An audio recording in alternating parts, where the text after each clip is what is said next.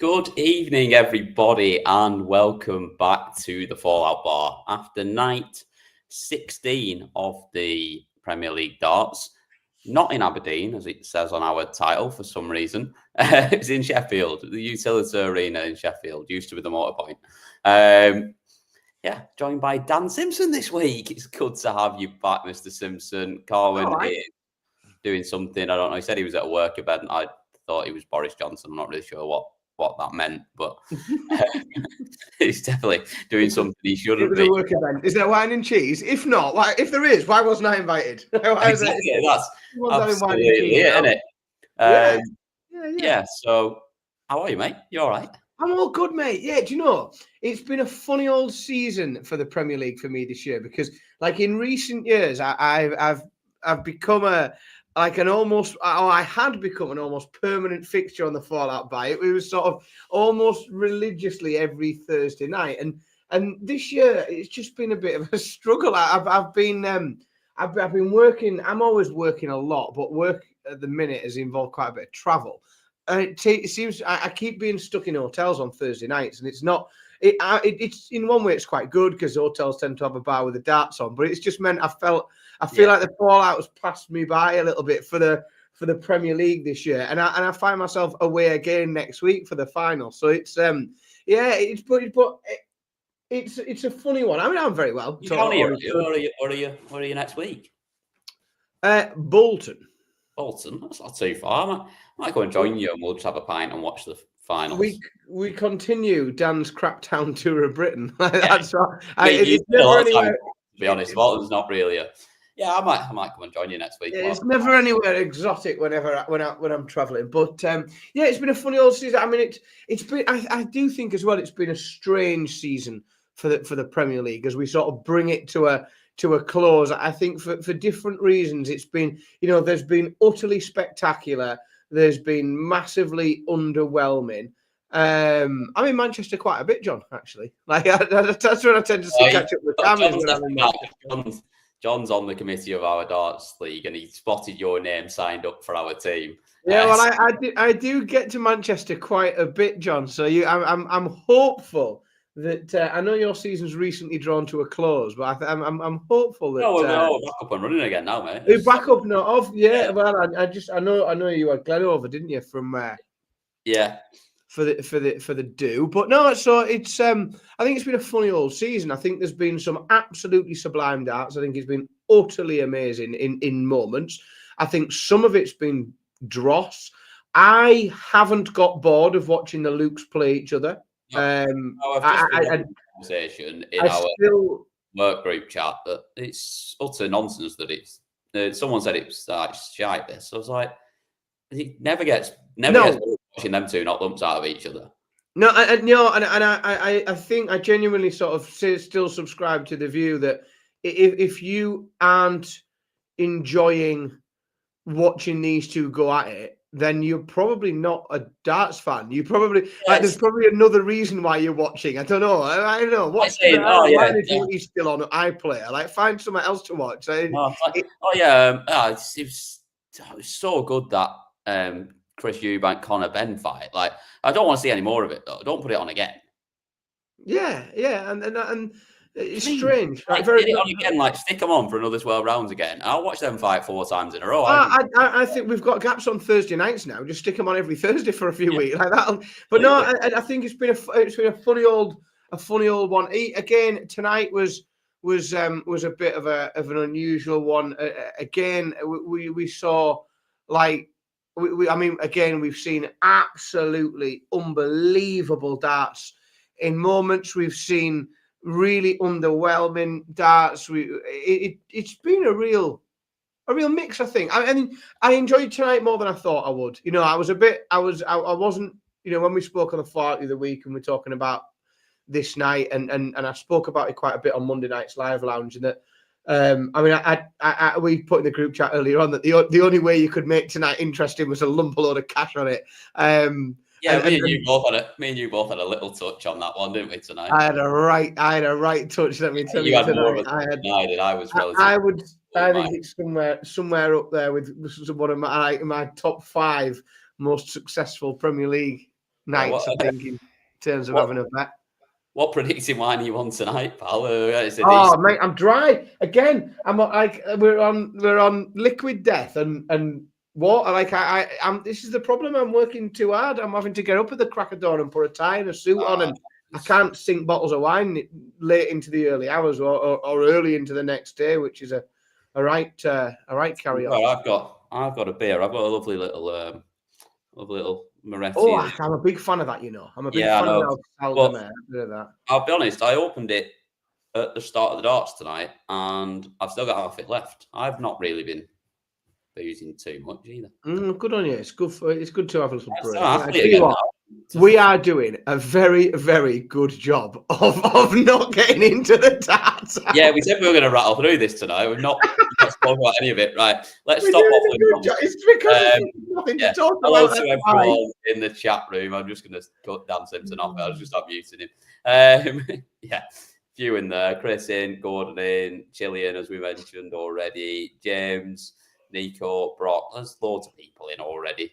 Gordon, who he's mentioned that his tickets weren't what he thought for when he was meant to go to Aberdeen last week. And he didn't want to get the golden showers. Usually you get that. That's usually the VIP ticket for that, isn't it? You use a pay extra for that one. Yeah, there's no other charge extra for that where I come from. Right. First game tonight. Luke Littler against Stephen Bunting. If you were just to take it purely on, you hadn't watched any darts for the last 15 weeks and you were going to look at the table and go, well, one of them's going to batter the other one looking at these two. You'd have picked that result, wouldn't you? I mean, yes, is in short. Like, and this is ridiculous, isn't it? Like, Luke Littler's averaged 100, 114 points. 114, yeah. Shy. Surprised? No. Like, we've run out of it, it's like, and he spoils us, he spoils the world of darts with performances like this. I do, and I've run out. I don't know what there is left to say for when he tips up and does that sort of thing, because he does it all too often. I think we saw yet more experiments within the setup from him in that game. Yeah, it looked like he had a little weight in the end of the dart, and then a shorter K-flex than usual to keep it around the same sort of length. Yeah, and I think there was a K-flex as well tonight, the clear ones. A little adagram, I think, was in the in that setup today. It looked like it, yeah. I assume Target won't be overly impressed that he was using just a plain clear K-flex when they've got a load of his ones to sell at a higher price than the standard ones. Depends if they're also going to try and do a bit of a push on selling little adagrams, doesn't it? Yeah, that's it. But that and the fact that maybe they're out of stock on the normal Littler ones, so just even he can't get them anymore. No, it was just. I mean, again, it's absolutely sublime. I think you have to feel a little bit sorry for Stephen Bunting. I just think he has sort of by proxy become the whipping boy of this year's Premier League. He's finished rock bottom, and I mean his tournament average is 97.5. Yeah, like that is not the average of someone who finishes bottom of the Premier League. It simply isn't. Not usually, no, but.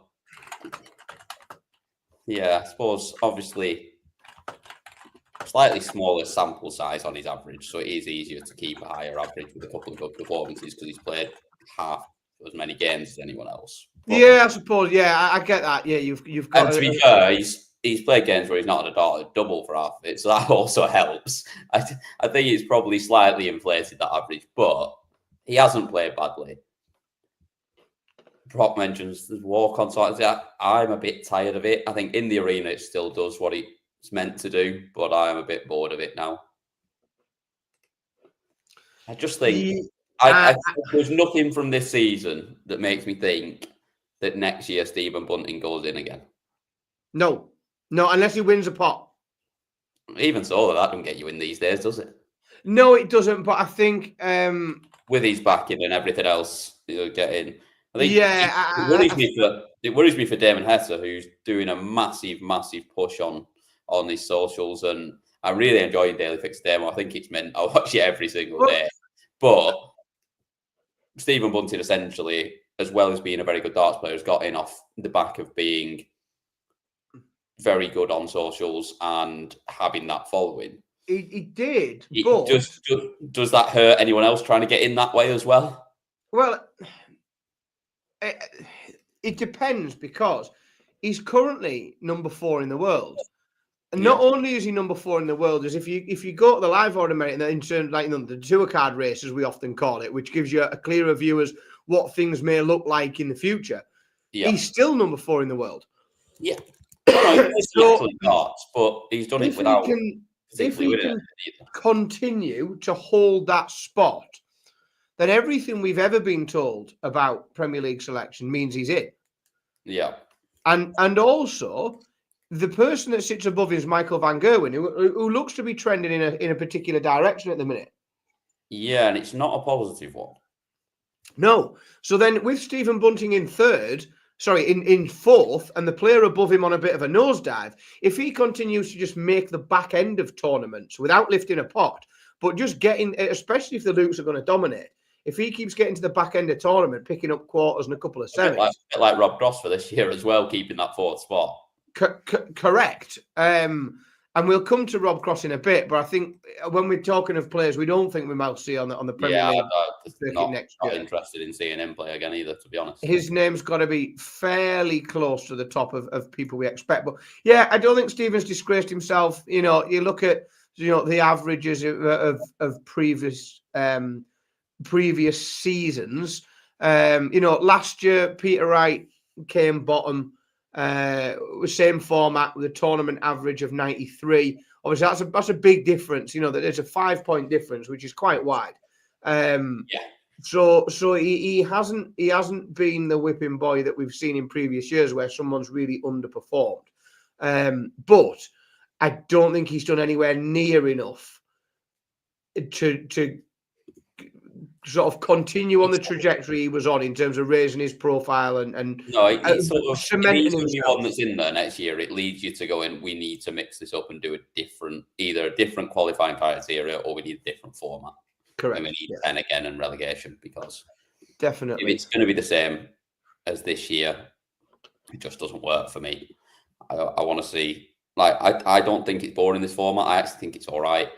I prefer the old format, but I don't hate this format at all, but I don't want to see, and you're not going to like it, I don't want to see Chris Dobey in either, or Rob Cross or Stephen Bunting, but they're all going to be in that conversation because of where they are. Yeah. And again, nothing against any of them as players or as people, good characters, unbelievable on the day, but we've just not seen it often enough. And it's not the first time we've not seen it often enough from them in this competition. Yeah. So, yeah, I'm being a little bit negative, but I think, Well, you can be positive if we move on to the next game, mate. We can. I can be very positive. Let's move on to the next game. This was the highlight of the night for me and for you, Mr. Simpson, because you text me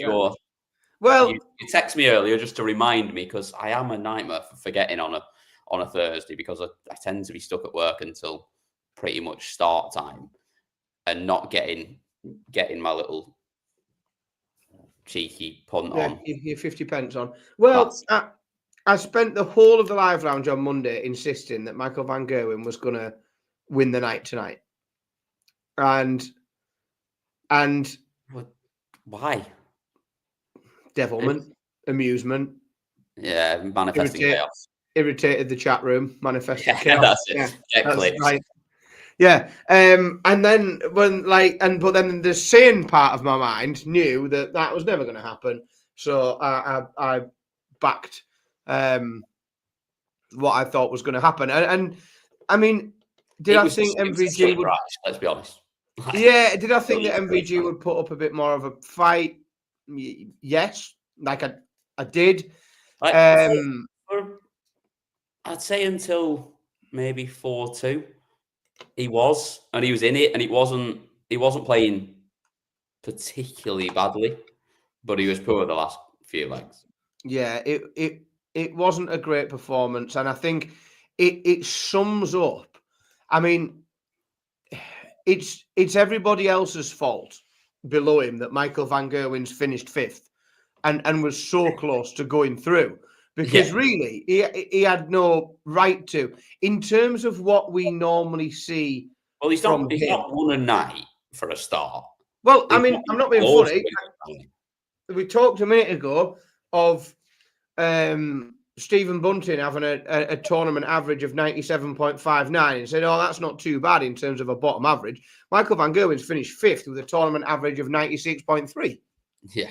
He hasn't played well. To be fair, that has been, with him, second games of the night when he has won on the first night, which he did. He won quarterfinals a lot earlier in the tournament. Second games, he has been utterly shit. Like, he wouldn't get a game in my team on a Wednesday. Well, I think I looked at the difference, I think, between this year and last year. What we're seeing now with Michael is wider and deeper and steeper peaks and troughs in his form. Yeah.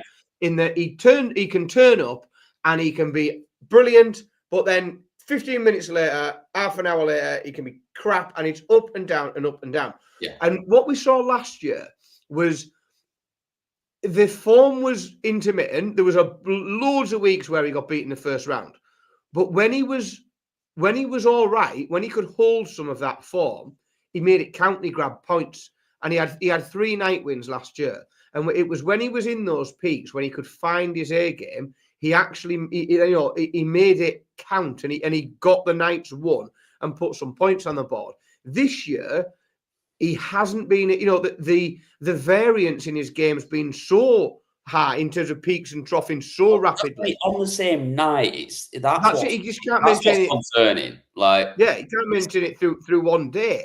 And that's he's doing in the back in between games, but he's wrong, whatever it is. Like, whether he's going there and practicing loads, stop doing it, or whether he's not practicing at all, start practicing. Do something. Whatever you're doing at the moment, though, is not right, because it's not working. Yeah, I mean, he's made 7 semi-finals, and he's been a runner-up twice. Yeah. Now, if he converts one of those, I've missed one there at some point. I thought he'd only made one final. I've missed one there somewhere. No, he's weeks 7 and 13. Yeah. Now, if he converts one of them into a night win, 7 semi-finals and 2 runner-ups, one of them into a night win, he's in. Yeah. Which is it should be humbling for the other 3 beneath him, because that shouldn't be the case. And those above him. Yeah. But not only that, and the fact that he missed a week as well. Well, and exactly. It's not good. But he just hasn't made it count when it really, when he really needed to grab points and book and get a night win. He couldn't do it. Well, that's it. I said last week on here, I was like, I fancied Aspinall to win this game. I just thought he's in better form. Everything tells me that he wins this game. That was the common sense. Throughout the season tells me that even if he doesn't, he's still going to go through, because Michael Van Gerwen is not going to win the night. But would I have been surprised if he rocked up, played well all night, got himself in, and then went and won the thing? Probably not. Not especially when nobody else has got anything to play for. Now, thankfully, you have got a group of players there that will turn up and just not want to get beat, and they'll want to play mint, and they'll want to put a show on, which is good. They didn't. I think maybe one dialed it in tonight, but that was it. And I think the rest of them were at it. They wanted to score well, and they wanted to play well. But yeah, there was a chance that Michael could have won it. He also could have beat Nathan and then got his ass handed to him in the second round. And he probably lit that. Yeah, just. But yeah, I we've talked for 2 years about Michael van Gerwen, and I don't think we could do another 2 hours on it now. But the trend is definitely not heading in the right direction. I think it's probably good that there isn't really. I don't think we'll see him until. I'm not sure we'll see a lot of him till the match play. No, I don't think we will either. What have we got? We got 6 or 7 Players Championship events and a couple of Euro tours. Yeah. I don't know if we'll see him until the match play. No, and I think he's got a lot of work to do. I think he's got an awful lot of work to do on his throw. I think he's got a lot of work to do on his mindset. And I think we might see him. Just put him down for 4 weeks. Yeah. Like, don't even think about it. Don't think about your throw. Just go. Have a proper holiday, a proper break. Like, have 4 weeks somewhere on a beach and just drink cocktails and don't even worry Not a few nights between Premier League nights, which is what they've all been limited to. Just go away. Just don't even go somewhere that doesn't have a dartboard. Like, at all. Like, where you can't even think of it. It's not got a telly. You're not watching any darts. Just do something else. Yeah. I don't think you'll see him, James. He might be on the list of people to play the Euro Tour this weekend, but I don't think you'll see him there. Should we go on to the next game? We'll go on to the next game. Let's. Third quarter final. Luke Humphries against Rob Cross. Bit of a strange one. Like, Humphries started off god awful for the first couple of legs. Like, averaging 70, I think he was, through the first 2 legs, just not anywhere near it. Then he went on a burst of being good. And then Cross came back at him. It was just all a bit odd, really, this game. But we got the result in the end that you would expect. Yeah, it was. If somebody had just said to you before the match, it'll be 6-4 Humphries. Humphries will average 97, Cross will average 95. You'd have gone, yeah, of course it will. Yeah, like, that is exactly how that game should go. That is exactly how it went. It was a little, it didn't follow I didn't think it was unusual because Cross taking that break in the second leg and going 2-0 up, like, I didn't think that would happen. Like, and then I thought, oh, is it the, he's had a rough campaign. Is he digging in for one last one? And then he sort of... He looked quite relaxed, like on the walk on and everything. Like, when he's at that point where he's got nothing to play for, he looked quite relaxed. And then when he started off like he did, I thought, oh, he could do him a bit of bother here. And I got slightly concerned because I had Humphries on me accumulator. But... And then he obviously immediately broke him back and then just kept him at arm's length. And I don't know, Cross looked a bit too relaxed. I don't know how much he was resigned to his fate at that point. I think at least he knew at that point that Bunting had lost, so he couldn't end up bottom of the table. Couldn't finish bottom, yeah. But yeah, he couldn't finish bottom. Obviously, there was still a few weeks ago, I didn't have Rob Cross finishing 7th. Like, we talked for a long time in a lot of shows. We talked about the fact that it was Dobey and Bunting being cut adrift, and we'll talk about him in a minute. But Dobey just managed to do enough in that back end from sort of weeks 11 to the end with a night win and a final and a semi-final, and he just managed to do enough to bring himself back. Not into competition, but when you look at that league table, it doesn't look like he's had a stinker of a campaign. The league table seems to look better than it felt. Yeah, I fully agree with you on that. But it doesn't, however, for Rob Cross, because the league table don't look good. It doesn't really feel good, and it wasn't a great watch. No, exactly that. And that is not a great combination if you want to play in this again, which he will want to play in this again. Everyone wants to play in it. There's too much money not to. Yep, it's too valuable, isn't it? It's too. Yeah. But again, he's going to find whether it goes on your ranking, it still goes in your pocket. Yeah, correct. But the thing is Rob Cross is going to find himself, unless he does something like big and impressive, like on the order of merit, like on the tour card race, he's sitting 19th. Yeah, on the tour card race at the moment. He's 6th in the world as we stand. He is defending 243 grand this year. Yeah. That's a lot of money. Yeah, exactly that. It's not ideal. A lot of money. I know we'll probably speak about Rob Cross a lot. Especially with how close it is between everyone there as well. Like, if you look from 6th down to 12th, there's 30 grand in it, 35 grand in it. Yeah, and big money pot season's coming up, isn't it? Once we've got a few of these Euro tours where if people can put some big money on the Euro tour, that's going to shuffle around again.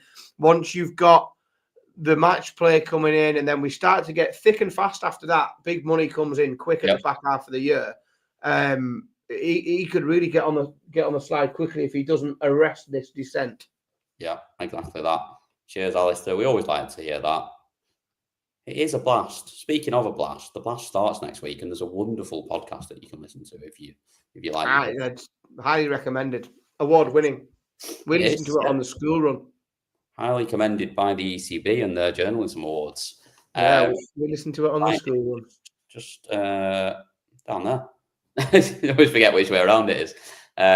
Greatest Showman's in as well. Nice one. Busy tonight. Lots of people watching. Oh, we've got plenty in. Considering there was fuck all to play for after half an hour. Oh, yeah. It's an odd one, isn't it? Final quarter-final. We are doing a terrible job of rattling through these. Chris Dobey against Gerwyn Price. Now, if ever there was a game of two halves, this was it. I mean, down Chris Dobey, and Gerwyn Price was playing well, but he wasn't spectacular. Like, he wasn't playing him off the board. Dobey was probably not quite at it. And then all of a sudden, he fired in 8 180s, and it's just ridiculous. It was a fine. Throw it away in the last leg. Very good for Chris Dobey, but got over the line and got a win. Yeah, it was a fine performance. And again, I mean, it wasn't what I picked. I think I picked Gezi to make the final. To be fair, this week, I think I did as well. I think he's looked really sharp. But it does just show, and in a way, it's frustrating because it was a really strange Premier League campaign for Chris Dobey. What I think we saw different to last year is we saw last year last time he was playing, we saw him play very well a lot and couldn't find a way to win matches even when he played well. And this year, whilst we haven't seen the consistency, we haven't seen him going on those runs, but it started well, runner up first week, but then went missing for like a month and a half. Like, completely went missing, couldn't get a result. And like I said earlier, he's really dragged it up that back end, from week 10 onwards to get 2 semi-finals. From week 9 onwards, 2 semi-finals, a runner-up and a night win in that back half has like really pulled him back in. I think the second half of this game has been a little bit like the campaign, but really impressive. Yeah. He's got that game in him. And again, what it was though is this version of Chris Dobey every week. Like, I'm more than I'd be shouting more than you to have him in, but we don't. We've seen a lot of him power scoring, and we saw it today. That's where the game changed with the power scoring. But the problem really in this the whole of the league this year hasn't really been the power scoring for him. He's scored really well. He's in the scoring phase. Pressure on a double. Yeah, in the scoring phase of the game, like he has done very, very well. It's been the doubling percentages. The checkouts have not been good. Although he gives himself enough opportunities that, like tonight, he was 40% on his doubles. I think. Like, if he's 40% most weeks with his scoring power, he's going to beat a lot of people. But the problem is that we see 25 and 20% from him that are what kills you, because you ain't winning a game with those. I'll tell you what's weird though. We've talked about Chris Dobey's doubling for the whole tournament, or I have. Yeah. Over the top, because now we've got a lot of like full tournament figures and we've got some stats. He has got a better tournament checkout rate than Michael van Gerwen, Nathan Aspinall, and Gerwyn Price. Now, again, you can cite smaller sample size because you can look at how many games they've played. But in theory, his doubling when he's had an opportunity to double has been better than the 3 players that finished in the places above him. And his doubling. So then, if his doubling's not been too bad and his scoring's been all right, it's very difficult to unpick what's gone wrong. Nothing went wrong in this game. It was brilliant. A bit like Van Gerwen's sort of performances. There's too many peaks and troughs with Dobey when it comes to his doubling stats, because he will have weeks where he's 100% on them, but then he'll have weeks where he's 25. Whereas those other players, for the most part, stick around those sort of averages. There's not as much of a variation in it. As well, barring probably the night win in the couple of finals, and it's a strange way to put it, but I'm looking for a better way to describe it. He seems to have done all of his best work when it didn't matter. Well, that's it, and that is the biggest problem for me. Like when he's under pressure, when he has to hit something, like he's pinged 180s he's in. The worst. He's the last one of the 8 that I'd be if I needed someone to hit it to save me life. He's the last one I'd be giving it to. He's pinged 180s regularly when he's been 3-0 down, and fought his way back to 3-2, and then let another leg go, and then it's all like the phrase of doing the right things at the right time. What he's done too much of is the wrong things at the wrong time. The timing hasn't been good of when he's been able to really pick the form up, and when the form's dropped, the timing hasn't been great. But this was a tremendous game. I didn't think he'd come through it. I thought Gezi would win, and I think it did quite well again, just to drag him that little bit further up the league and pull him tighter towards Michael van Gerwen in 5th, and not finishing the bottom 2, and it's a better, in theory, he has improved upon his first outing in the Premier League. So we've seen 2 Premier League seasons from Chris Dobey, and we've seen him get better. Is probably the best way I can describe it. We've seen him finish 7th, and now we've seen him finish 6th. So he's got better at the Premier League. Yeah, but he's still not good enough. Someone as talented as he is, and that's correct. No, I get that.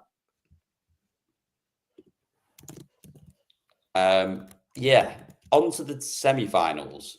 Now, I would look at this game between Littler and Aspinall. Like, we keep looking at Littler and Aspinall when they play each other, and they're a little bit too friendly with him. He's had opportunities to beat him. He can't seem to do it, whatever he does. I don't think he cared in this game. Like, they were both just playing for a bit of fun in this game. They was trying to put a bit of a show on, because the Aspinall that played Van Gerwen in the first round would have beat Littler in this game tonight.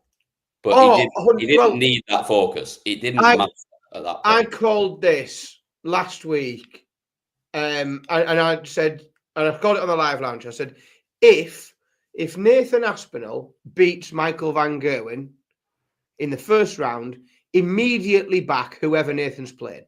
Yeah. No matter how he's played or what's gone on, because we there's a thing when people talk about 9 darters where you hit a 9 darter and you end up losing the game because of the adrenaline dump, the amount that goes through your body in terms of emotion and adrenaline and everything else that's going on, and your brain's thinking all different things. Like, there's been so much hanging in the balance for Nathan in recent weeks as to whether or not he was like nearly there, but there was still that, and that game was all important. If he won that game, he was there. So once I think he had that release, and you could see it in him at the end of the match, once you could see that adrenaline come out, drain from Nathan, I thought it would take a miracle then for him to beat anyone. It wasn't particularly that it was Luke. I think it could have been Bunting coming through that game, and I'd have still jumped all over that because I just think there was such a big pressure on Nathan, and yeah, it was exhibition stuff. I think that that game it wasn't a bad watch because the game was played in a good spirit. I suppose it was a bit of fun. Like, it was almost an exhibition. Yeah, the game was played in a good spirit. It was of an okay standard, but I don't think we can really say much more about it, can we? I think it suffered from the fact that one of them had just achieved everything he set out to achieve this week, and the other one had just pulled 114 average out, and I don't know how you follow that up, and he probably don't know how to follow that up. So yeah, it lacked a lot, but it wasn't a terrible watch, was it? No, I didn't hate it. I'll be honest.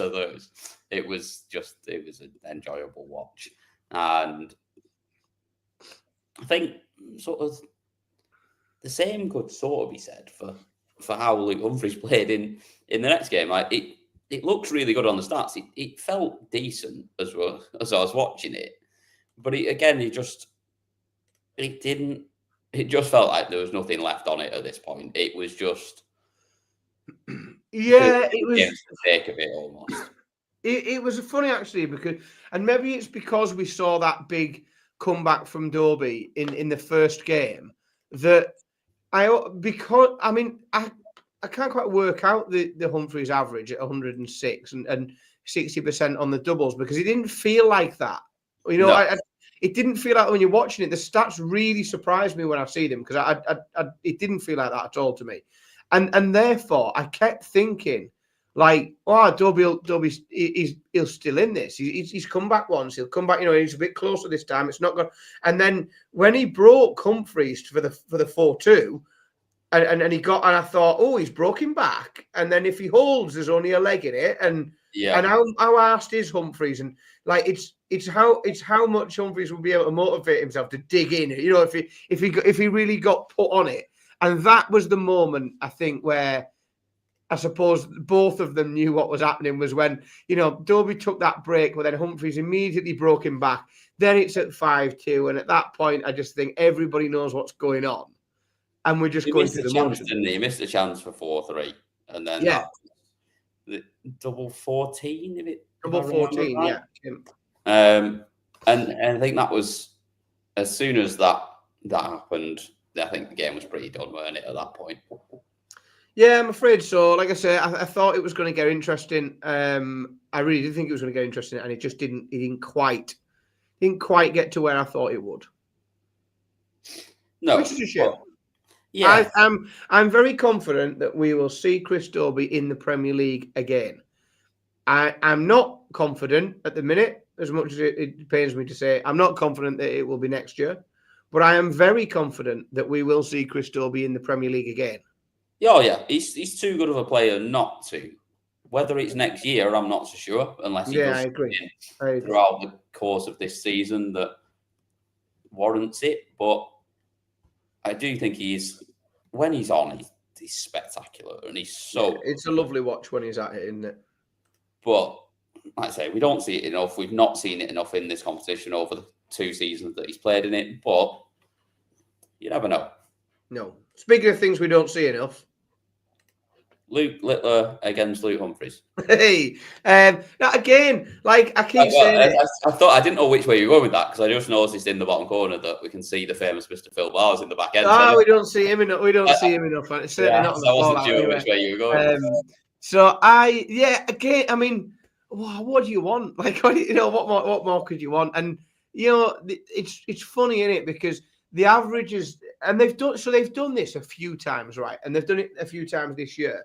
They've played and absolutely electrified, stats. We've seen disgusting doubling stats from both of them at times in the Premier League this year.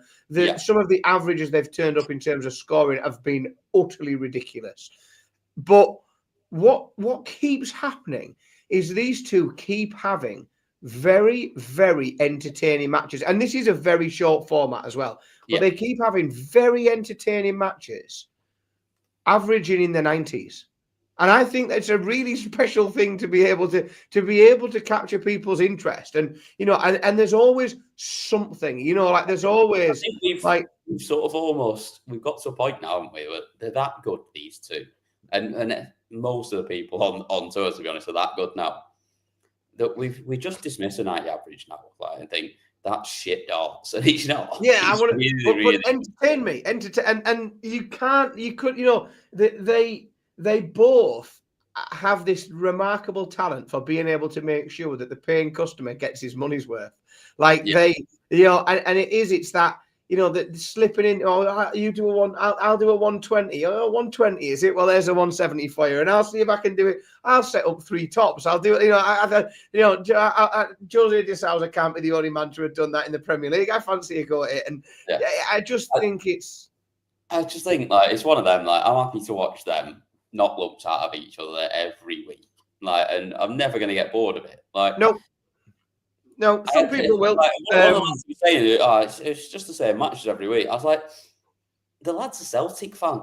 Like, they get excited about the Old Firm 73 times a season when they play each other. Yeah, and you're telling me that you order this? Like, this is the silly thing, and I find myself in a position where we next week there's a good chance we see it in a final, and I immediately go, oh, but it's first to 11. That's good. We might see more, and you get to see and then you think, oh well, brilliant. Over that longer format game, do we see some like ebb and flow in the game? Because this is such a short format that if one of them puts the foot down for 2 legs, it's gone. Like even if they're both at it, if somebody blinks, the other one's took it. Whereas when you've got that longer format next week, and we'll have a chat about it in a second, but when you get up to that, first to 11, you have got time for both players to blink more than once, which makes for an even more the game. Yeah, it makes for a more watchable game. 35 instead. Like, well, I think we've got the match play ahead. We can dream, can't we? Like, we've got make it best of 50 or something. Like, we've got some long format match play style darts coming up. It's a good point, Showman. They could well hit a 9 in pairs in the World Cup. Yeah, that could happen. Yeah, that could happen. I'd like to see that. Good. Overall, very good season, I think. All right. Very good. And rightly deserving winner of the group stage. Like, he has been the best player throughout. Luke Humphries has been excellent, but I think by every metric, long way off Littler. By every metric as well, is that not like yes, he has been the very best player, but again, it's we almost take for granted now, don't we? Like that is his second ever appearance. This is his second finals night, and he's pissed it with comfort. Like he's never looked in danger. He's setting up all sorts. But again, I think if you can design what you want from the Premier League, what you want your players to offer, it's that, isn't it? It's week after week of 15,000 people singing a song and enjoy it, and really being captured, putting on a proper show week in, week out. Like, that's what the Premier League is and should be. And he's delivered on it 2 years in the bounce, like 2 years in a row, debut and then backed it up, winning the league comfortably. He's a very special boy. Yeah, very much so. Final standings, we'll just quickly rattle through them. Nobody's put an updated table out, so I'm guessing on points a little bit. Luke Littler finished on 45, is that right? I clicked off now. 45 points, 6 night wins. Top of the table. Luke Humphries second on 34 points. Nathan Aspinall not just making it into the top 4 tonight, but ending up in third on 26 points, and then Gezi Price on 24 points, rounding out the top 4. Michael Van Gerwen fifth on 20 points. Chris Dobey 17 points in 6th. Rob Cross 14 points in 7th, and then Stephen Bunting 12 points in last place. If I've done all my maths right. I think you have, mate. I think you've nailed that. Not too far off anyway. I've certainly got them all in the right order. We've got a couple of clips tonight. The hardest working man in darts is actually... Oh, well done, Phil Bars. Oh, it's been a couple of weeks since we've had this. There's a little thing in the background there as well. He's been a busy boy, as Phil, in Sheffield. It's a long drive for Phil to get up to Sheffield when there's fucking nothing to play for anybody. Yeah, it is. But he still made the most of it. We've got 2 clips. I have no idea which order I'm going to play them in. I'm going to play them in the order of the name that they are. So 2 clips from Mr. Luke Littler. We'll start with this one. Yeah, obviously, if one of the top 4, if they do well, Nathan, Gerwyn or Luke, then it'll be a bonus for them. But will they tie themselves out, or will they be even ready? Because obviously if they go all the way, they'll have to go down to London on the Tuesday and they'll get home on the Monday. So hopefully one of them gets to the final and burns himself out. But for myself, I'm just looking forward to it. Look, what you've done here tonight and the manner that you've done it, does that give everyone else an issue and something to think about for the next week? The fact that you've done this tonight ahead of the O2. Yeah, I think if any of us in the top 4 won tonight, it would have been a real boost for them. But for myself, I played really well in that first game, and then the second and the final game weren't the best, but I'm just glad to get another win. Lovely. Fair enough. Yeah, not said a lot without saying too much there. The other clip is this one. Yeah, obviously, Kezi tonight. What was he? 4-1 up.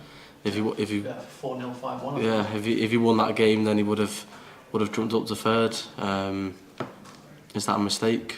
Because I'm ready.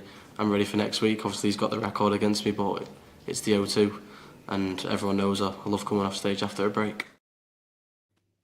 Oh, yes. Oh, that's a better clip. That's a yes. Yeah, but that's what, again, like, you know, I said a minute ago, like, this kid is everything. He's everything that you want from the Premier League. He's everything. He's absolutely, and I don't feel it's not just the sort of the arrogance of youth. It is literally, he really enjoys putting on a show, and he likes putting it up to all of these. No, but I also think as well is that he is, and he seems a lot like wise beyond his years, because I think he often knows. He often seems to know, and I don't know whether he did it on purpose. I don't even know if he thinks about it or if it just happens for him. I suspect it's the latter. But he seems to know the mindset that he needs to get himself into. Like, everybody knows, darts fans know what the head-to-head record with Gezi is. Gezi certainly knows about it, and Luke certainly knows about it. And the more that he can manifest that type of an attitude, you know, and whether or not he truly believes, the more times, you know, I think he, you know, saying it almost like a mantra. I think, you know, you say it enough times, you'll start to believe it. I think is a really good approach. But yeah, like I said, Leo, he is what the Premier League is and should be all about. You know, Was he actually in Bilbao last night as well? Greatest Showman's just said it there. I don't think he was. I doubt it, and I'll tell you for why. I'm not convinced that there was a flight. I don't think he could have been. No, I think he just not to be where he needed to be today. No, I think he'd have struggled, and to be honest, I think he'd have been in a much worse mood if he had been as well. I don't think he'd have turned up wanting to put a show on the same way that he did. Yeah, I think I can't see a feasible way how he could have been and been where he should have been today. I don't think he would have. Bilbao is a bit of it's a twat to get to at the best of times. Yeah, it's not easy. And so is Sheffield. So then again, he's probably in a position with what he's made so far over his very short darts career that he could have just charted himself at play. Well, I don't, mate. I don't think he's quite. I don't think he's there just yet. I think he's been a bit more sensible than that. Although I do happen to know that there's a new car in the drive at the little house. I think, which might get discussed on the live lounge this week. Right, this is definitely bullshit. Now, there's no chance he was a guest of Man U because they couldn't afford to pay for any cunt to go. I was going to say they didn't take their wives and girlfriends. Never mind celebrity fans. Yeah, that's how we know it's bullshit. There's that. Is that one right? What's going we are now on to next week because we've gone on for far too long already, and it is finals night. It is the O2, and it is Luke Littler, Luke Humphries, Nathan Aspinall and Gerwyn Price making up the top four. It will start off being Littler first, and then it is Humphries against Aspinall. So we'll come to you first, Dan Simpson. Obviously, everyone in the chat room, get ready, throw your predictions in. But what way are you going for semi-final and number one?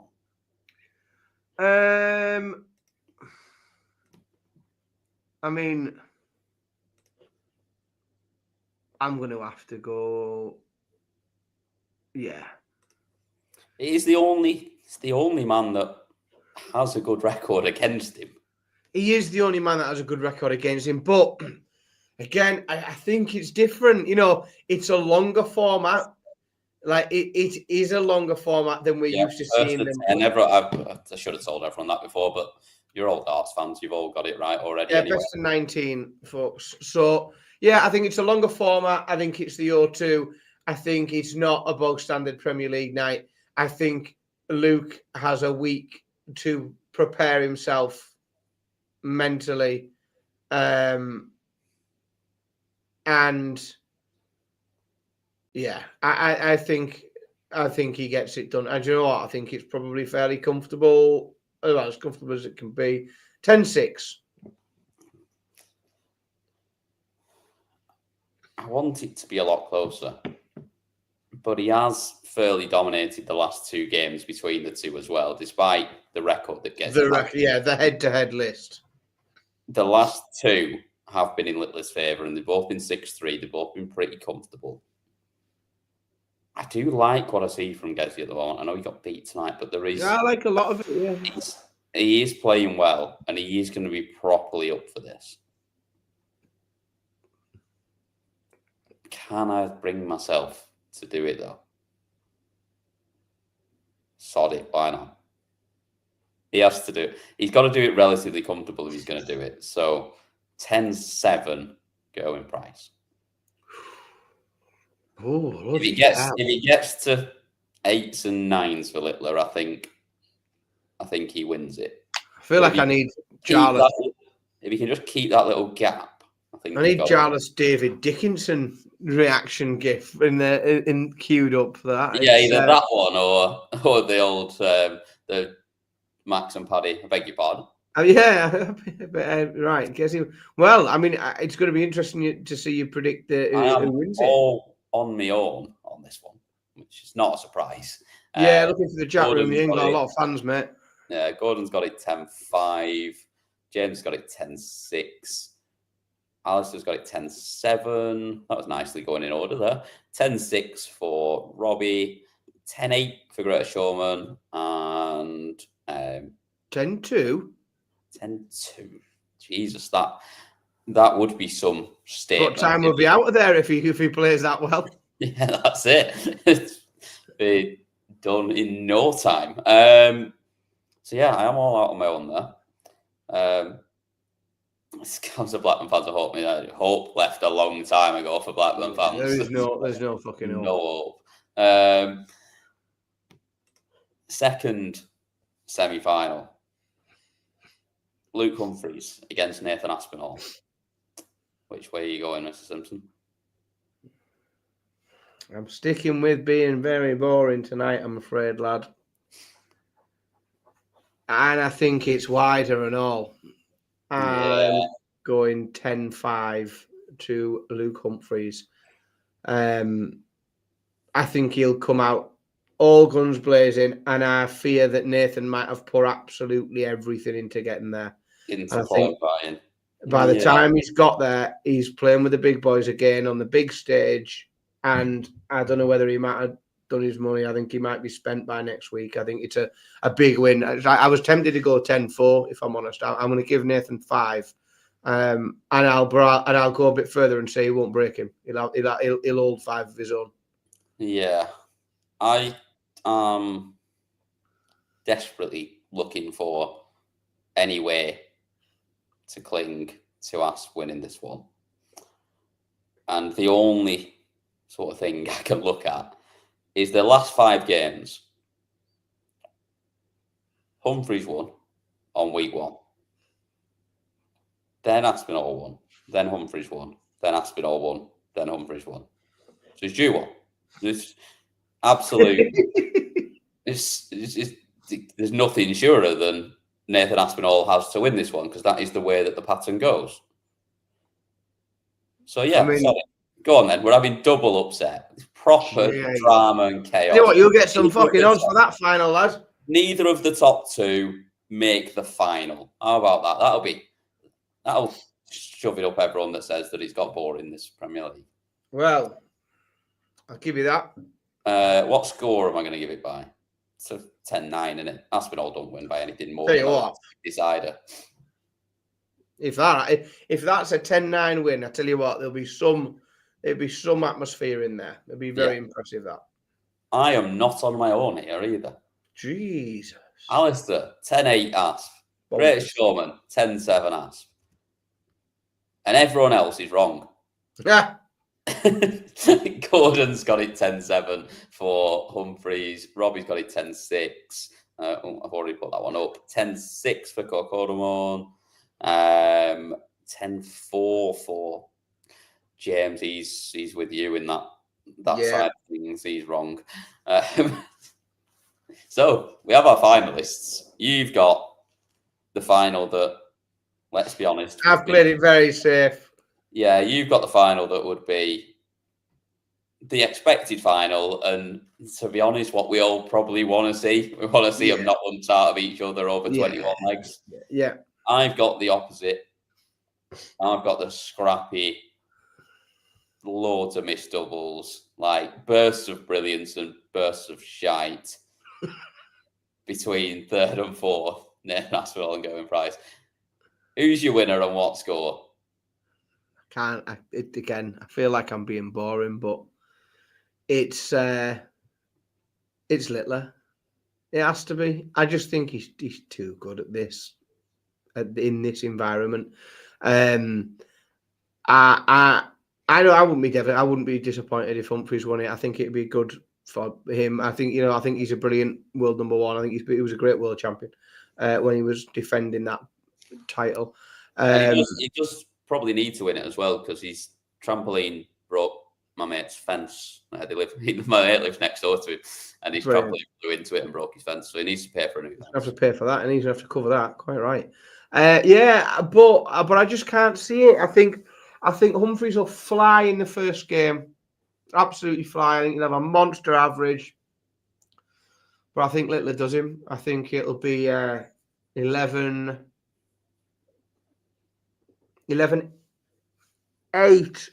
I think it'll be tight early on. I think it'll be 5-all, and then I just think there'll be a moment where the kid gets his foot down and just keeps him too far away.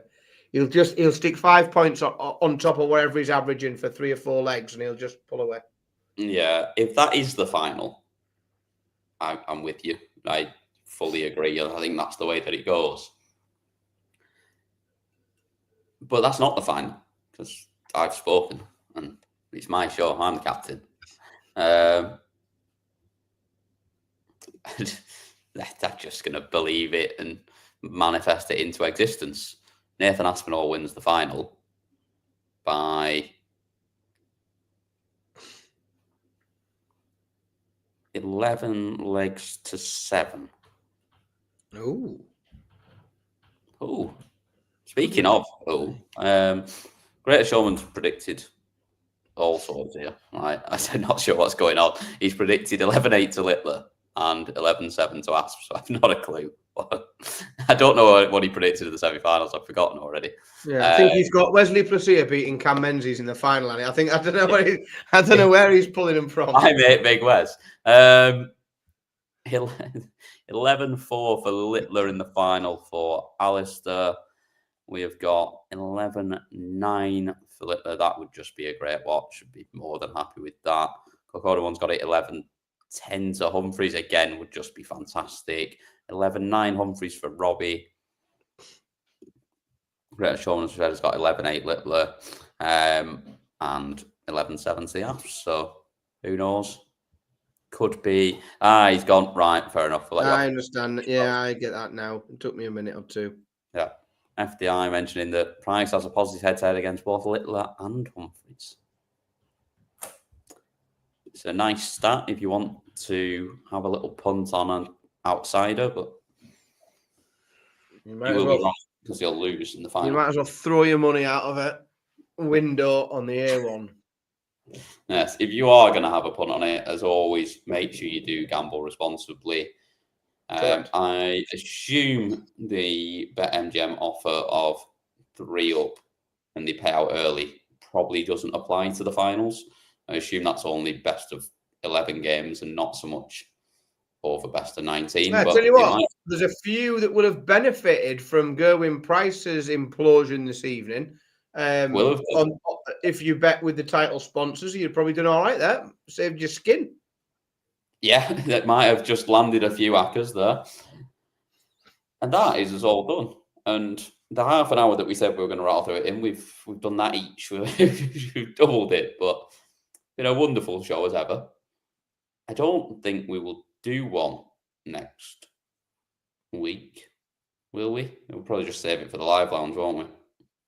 TBC, I think. I think TBC. I think it The depends. busiest man in darts has got sick of listening to us. He's disappeared in the background. Yeah, now, I so think it'll depend on who's doing what, where, and when.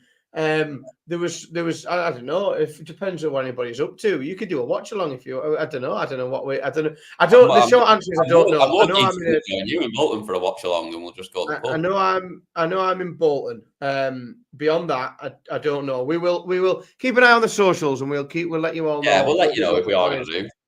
Thank you, everyone, as ever, for getting involved and for chatting along. Without you guys, it would be shite. It'd just be me and Dan having a chat, and no one would want to watch it. But yeah, that is us done. That is the final night of the league stage, night 16 from Sheffield of the BetMGM Premier League Darts for 2025. We're done. Good night. We will see you all very, very soon. Bye-bye.